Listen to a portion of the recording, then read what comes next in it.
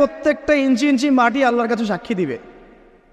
যেখানে যে মাটিতে বসে অবিবাহিত যুবক যুবতী জেনা করেছে আর বিবাহিত যুবক যুবতীরা এবং এই স্বামী স্ত্রীরা জেনা করেছে, এর ইঞ্চি ইঞ্চি মাটি আল্লাহর কাছে কথা বলবে। এর ইঞ্চি ইঞ্চি মাটি আল্লাহর সামনে কথা বলবে। ইয়াউমাইযিন তুহাদ্দিসু আখবারাহা, সেদিন তুহাদ্দিসু আখবারাহা, জমিন তার খবর বলবে আল্লাহর কাছে। জমিনের কোথায় কোন পাপ হয়েছে সব বলে দিবে।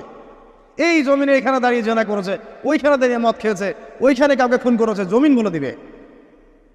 একটা কথা এখানে মাঝখানে বলে দেই, যারা অবিবাহিত যুবক যুবতী আছো, এই লেকচার তোমরা যারা শুনছো, তোমাদের মধ্যে কেউ যদি জেনা করে থাকো, অবিবাহিতর কথা বলছি, তোমাদের কাঁধের মধ্যে এখন 100 বেত্রাঘাতের শাস্তি ঝুলে আছে।